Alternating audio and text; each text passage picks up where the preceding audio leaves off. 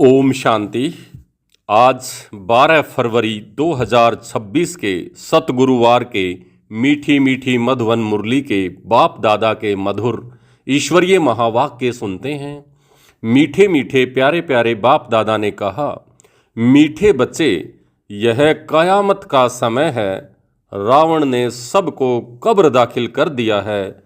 बाप आए हैं अमृत वर्षा कर साथ ले जाने। मीठे बच्चे, यह कयामत का समय है। रावण ने सबको कब्र दाखिल कर दिया है। बाप आए हैं अमृत वर्षा कर साथ ले जाने। प्रश्न है, शिव बाबा को भोला भंडारी भी कहा जाता है, क्यों? शिव बाबा को भोला भंडारी भी कहा जाता है, क्यों?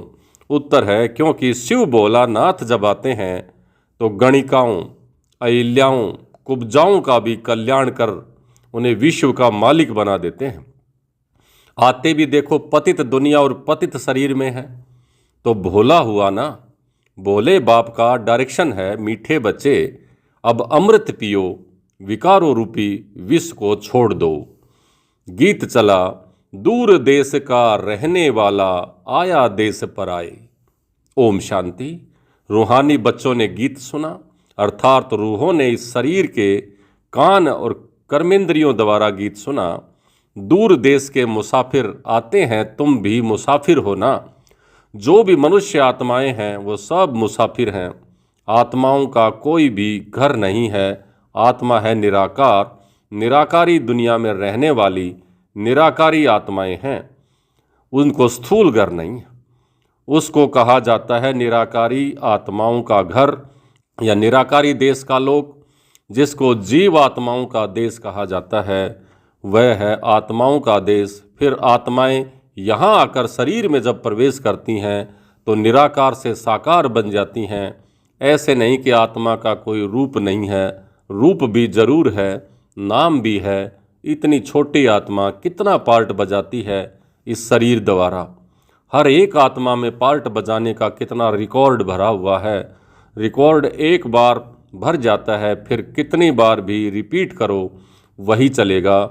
वैसे आत्मा भी इस शरीर के अंदर रिकॉर्ड है, जिसमें 84 जन्मों का पार्ट भरा हुआ है। जैसे बाप निराकार है, वैसे आत्मा भी निराकार है। कहाँ कहाँ शास्त्रों में लिख दिया है कि वह नाम रूप से न्यारा है, परंतु नाम रूप से न्यारी कोई वस्तु होती नहीं। आकाश भी पोलार है, तो नाम तो है ना, तो बिना नाम के तो कोई चीज़ हो ही नहीं सकती है। तो नाम तो हुआ आकाश, बिगर नाम कोई चीज़ होती नहीं। मनुष्य कहते हैं परम पिता परमात्मा।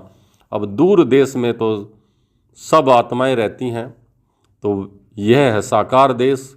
इसमें भी दो का राज्य चलता है, एक राम राज्य और एक रावण राज्य। आधा कला पर राम राज्य, आधा कला पर रावण राज्य।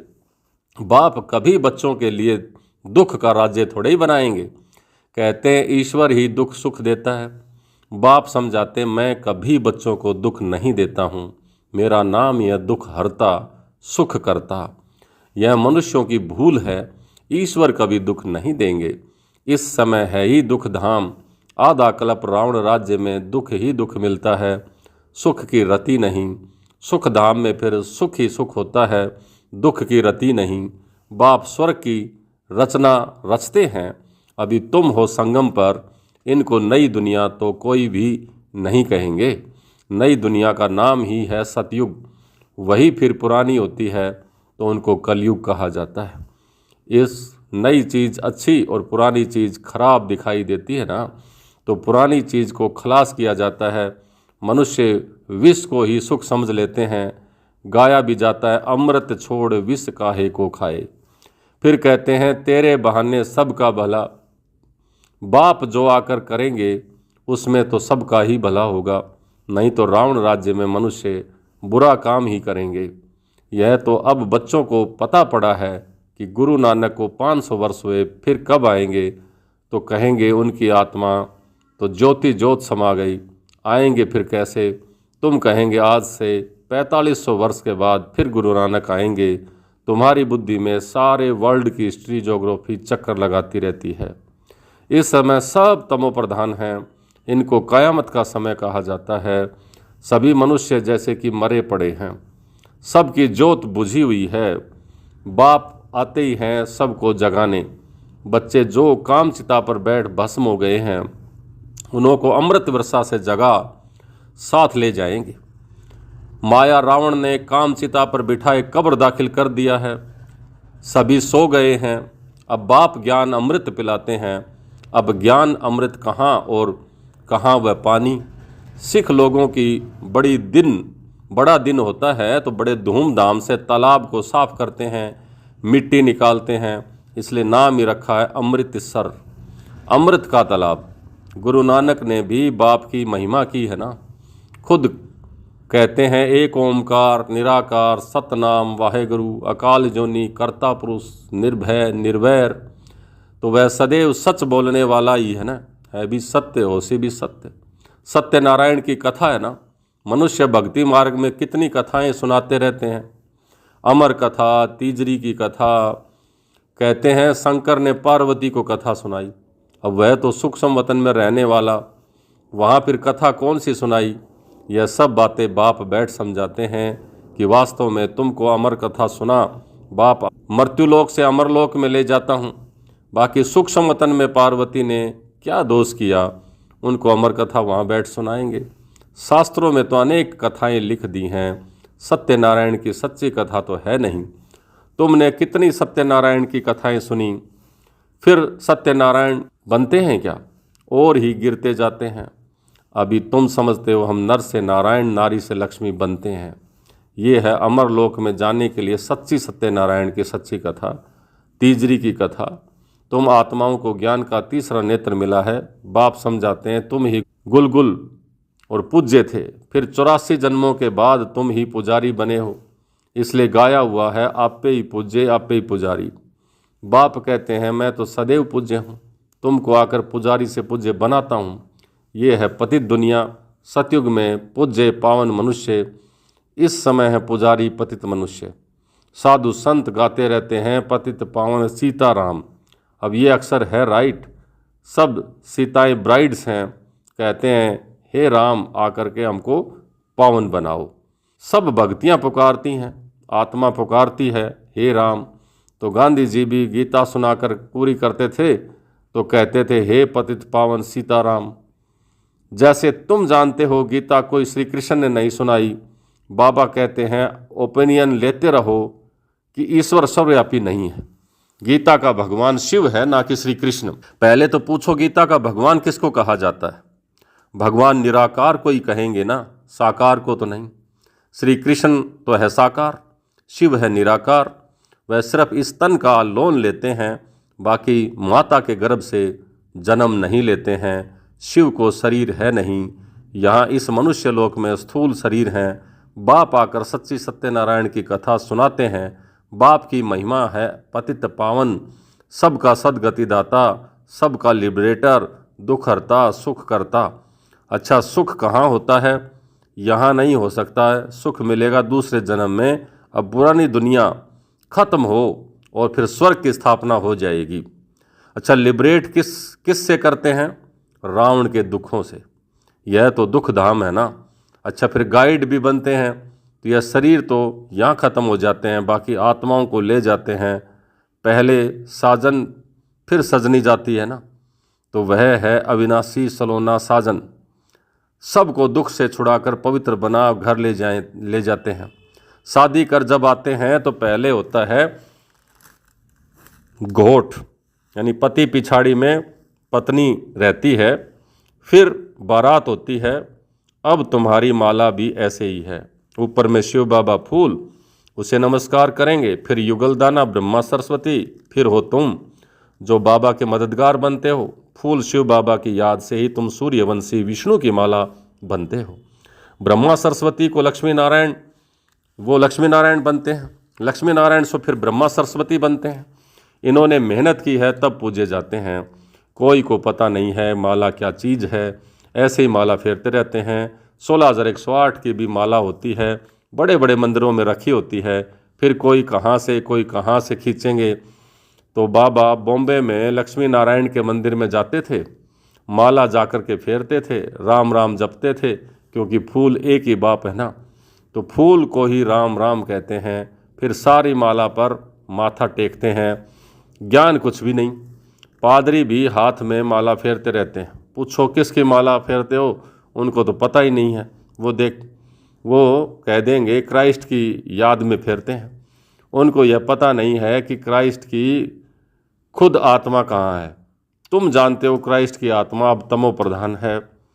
तुम भी तमो प्रधान बैगर थे, अब बैगर टू प्रिंस बनते हो। भारत प्रिंस था, अभी बैगर है, फिर प्रिंस बनता है। बनाने वाला है बाप। तुम मनुष्य प्रिंस बनते हो। एक प्रिंस कॉलेज भी थी जहाँ प्रिंस प्रिंसेस जाकर के पढ़ते थे। तुम यहाँ पढ़कर 21 जन्म के लिए स्वर्ग में प्रिंस प्रिंसेस बनते हो। यह श्री कृष्ण प्रिंस है ना, उनके 84 जन्मों की कहानी लिखी हुई है। मनुष्य क्या जाने, यह बातें सब तुम ही जानते हो। भगवानोवाच, वह सबका फादर है। तुम गॉड फादर से सुनते हो जो स्वर्ग की स्थापना करते हैं। उसे कहा ही जाता है सचखंड, और ये है झूठ खंड। सचखंड तो बाप स्थापन करेंगे, झूठ खंड रावण स्थापन करते हैं। रावण का रूप बनाते हैं, अर्थ कुछ भी नहीं समझते हैं। किसी को भी पता नहीं है कि आखिर भी रावण है कौन। जिनको मारते हैं फिर जिंदा हो जाता है। वास्तव में 5 विकार स्त्री के, 5 विकार पुरुष के, इसको कहा जाता है रावण। उनको मारते हैं, रावण को मारकर फिर सोना लूटते हैं। तुम बच्चे जानते हो यह है कांटों का जंगल। बॉम्बे बबुलनाथ का भी मंदिर है। बाप आकर कांटों को फूल बनाते हैं। सब एक दो को तो यहाँ कांटे लगाते हैं, अर्थात काम कटारी चलाते रहते हैं। इसलिए इनको कांटों का जंगल कहा जाता है। सतयुग है गार्डन ऑफ अल्लाह कहा जाता है। वही फ्लावर्स कांटे बनते हैं, फिर कांटों से फूल बाप बनाते हैं। अभी तुम 5 विकारों पर जीत पाते हो। इस रावण राज्य का विनाश तो होना ही है। आखिर बड़ी लड़ाई भी होगी, सच्चा सच्चा दशहरा भी होना है। रावण राज्य ही खलास हो जाएगा, फिर तुम लंका लूटेंगे, तुमको सोने के महल मिल जाएंगे। अभी तुम रावण पर जीत प्राप्त कर स्वर्ग के मालिक बनते हो। बाबा सारे विश्व का राज्य भाग्य देते हैं, इसलिए इनको शिव भोला भंडारी कहते हैं। गणिकाएं, अहिल्याएं, कुब्जाएं, पूतनाएं, सबको बाप विश्व का मालिक बनाते हैं। कितना भोला है। आते भी हैं पतित दुनिया, पतित शरीर में। बाकी जो स्वर्ग के लायक नहीं है वह विष पाना छोड़ते ही नहीं है। बाप कहते हैं बच्चे अभी यह अंतिम जन्म पावन बनो। यह विकार तुमको आदि मध्य अंत दुखी बनाते आए हैं। क्या तुम इन्हें एक जन्म के लिए विष पीना नहीं छोड़ सकते हो? मैं तुमको अमृत पिलाकर अमर बनाता हूँ, फिर भी तुम पवित्र नहीं बनते हो। विष बिगैर, सिगरेट शराब बिगैर रह नहीं सकते हो। तो मैं बेहद का बाप तुमको कहता हूँ बच्चे, इस एक जन्म के लिए पावन बनो तो तुमको स्वर्ग का मालिक बनाऊंगा। पुरानी दुनिया का विनाश और नई दुनिया की स्थापना करना यह बाप का ही काम है। बाप आया हुआ है सारी दुनिया को दुख से लिबरेट कर दुख धाम से सुख धाम, शांति धाम में ले जाने। अभी सब धर्म विनाश हो जाएंगे। एक आदि सनातन देवी देवता धर्म की फिर से स्थापना होती है।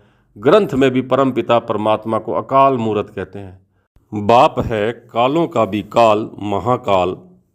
वह काल तो एक दो को ले जाएंगे, मैं तो सभी आत्माओं को ले जाऊंगा, इसलिए महाकाल कहते हैं।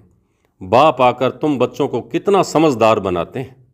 अच्छा, मीठे मीठे सिक लिधे बच्चों प्रति मात पिता बाप दादा का याद प्यार और गुड मॉर्निंग। रूहानी बाप की रूहानी बच्चों को नमस्ते। हम रूहानी बच्चों की रूहानी बाप दादा को याद प्यार, गुड मॉर्निंग और नमस्ते। नमस्ते मीठे बाबा, बहुत बहुत शुक्रिया आपका। धारणा के लिए मुख्य सार।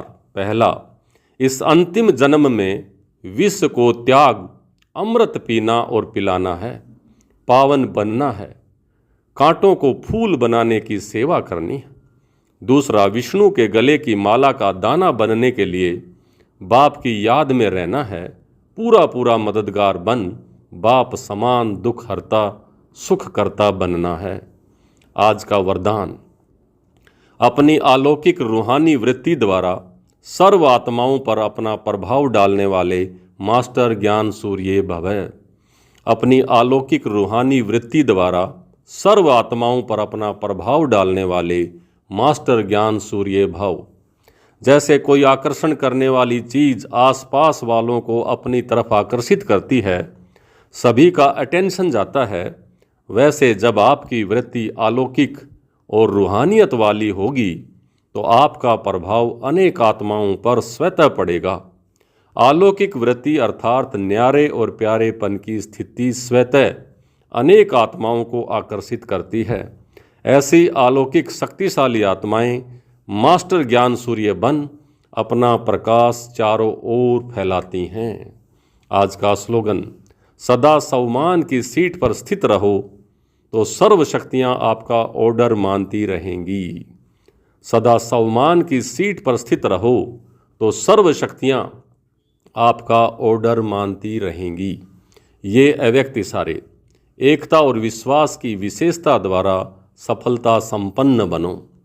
ज्ञानी बनने के साथ साथ स्नेही बनो। स्व की सेवा विश्व की सेवा का आधार है। सेवा में सिर्फ 2 शब्द याद रखना, एक निमित्त हूँ, दूसरा निर्माण बनना ही है। इससे एकता का वातावरण बनेगा, एक दो के सहयोगी बनेंगे, तेरे मेरे की मान शान की टकराव की भावनाएं समाप्त हो जाएंगी। अच्छा, ओम शांति।